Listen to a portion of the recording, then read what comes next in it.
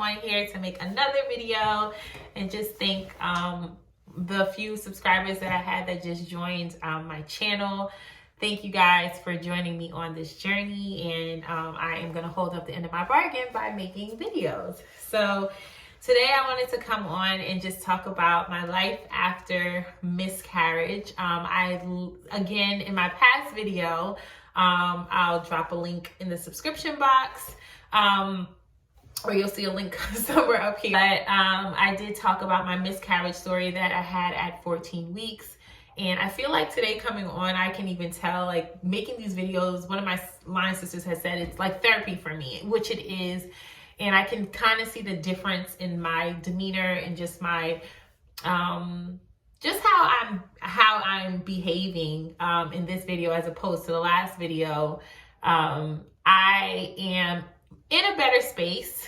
I do still think about my pregnancy and what it could have been, or you know, how far along I would have been, or, you know, I think about him and what he would have looked like.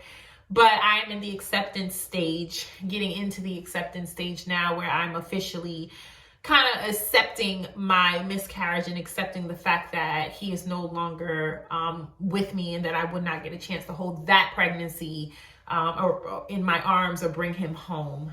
So how's life after miscarriage? It's literally been, I think I'm 6 weeks after my miscarriage, and I have been using these past couple of weeks to just fast and just get, I wouldn't say closer, because I watched a video this girl talked about when people pray to get closer to God.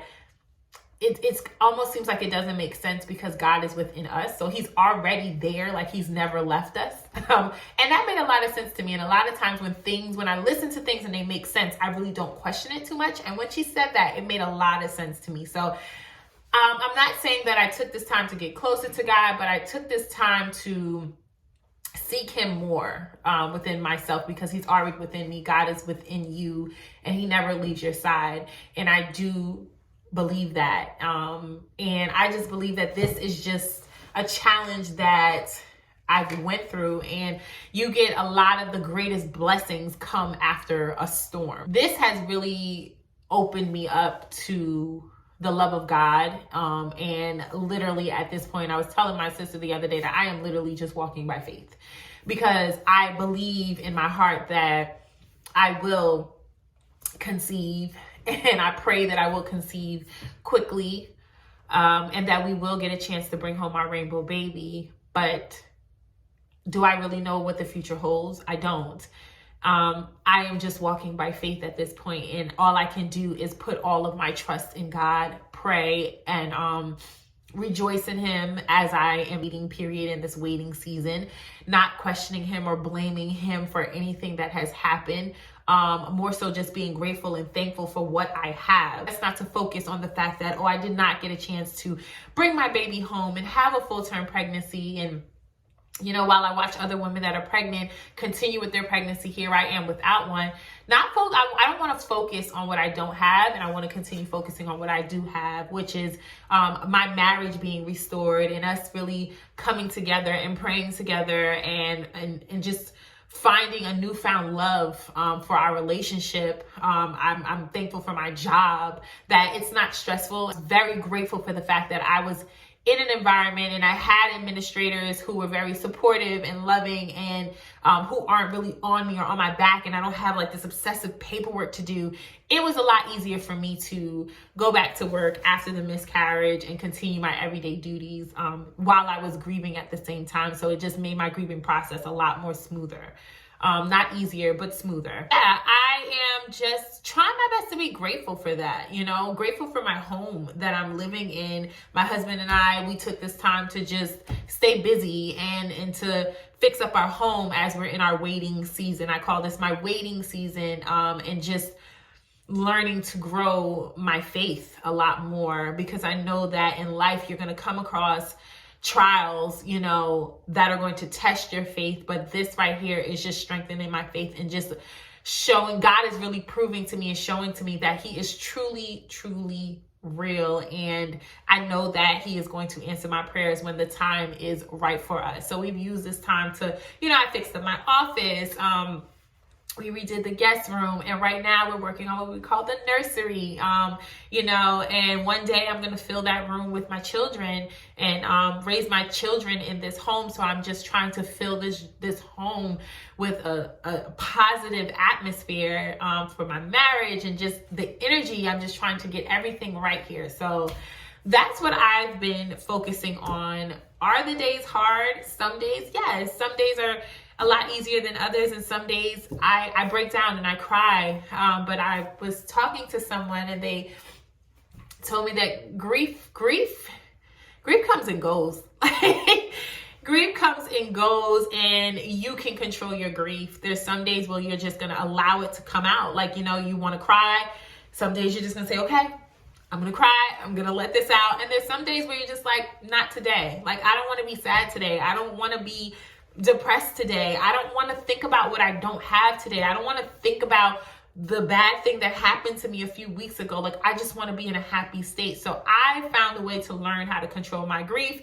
And there's some days where I just let it out. There's some days, some moments where I just have to let it out, but I continue to press forward as, I'm going through it. And there's some moments where, like, I'm just happy and grief will try to sneak up on me, and I'm like, not today. Like, this is not the time nor the place for you to come and have me crying and have me depressed. So God will restore your joy once you allow him to come in. So I am just allowing God to continue to grow within me. And I just want to encourage you women that are going through miscarriage or even going through just situations that you control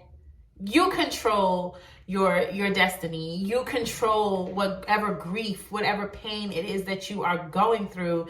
You have complete control over it. It's how you handle the situation. Some situations may be harder to get through than others, but we have to find a way to find the positive where there's the negative. Wherever there's negative, there's always something that you can learn from it. Let me pull up. There's this quote that the pastor had said. And he said, he was talking about a God who cares. Of course, it was like Valentine's Day related. And he said, a God who cares, love never gives up. The relationship that we have with God supersedes any relationship that we have here on earth. Seek the love of God, so the relationship that we have on earth, will be much more meaningful. So at this point, it hit me. I am going to continue to seek the love of God within me so that when I do reach my rainbow baby, that relationship that I have will be a lot more meaningful, and whatever trials are to come my way, I'm going to put it all into the hands of God. Because remember, he didn't create us to worry. He didn't create us to fear. He didn't create us to have anxiety, depression. Like, these things were not meant for us to take on because it's too much for us to bear, right?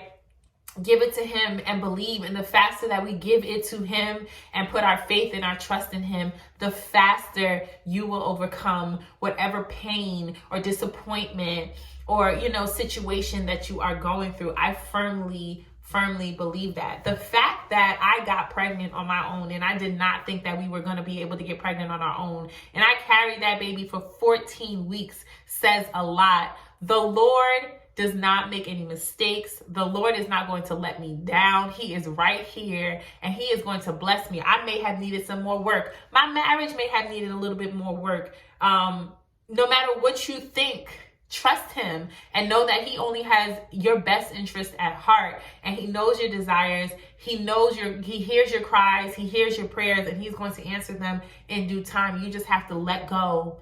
Right? Give yourself some grace. Give yourself some grace. Let go of whatever it is that is hurting you and bothering you, and give it to him and allow him to work through it. Listen to him when he speaks to you. Be humble, be kind, be patient. Don't envy others, right? Don't feel like you are more deserving of something else and of something that somebody else has. That's not for you to judge, right? Walk on your own path. And I encourage you today to just put your strength and faith in God. And I know there's times where it's hard, right? It is so hard for you to let go of what happened. You may be angry with God. You're like, God, I'm a good person. Why is this happening to me? I give, I love, I care.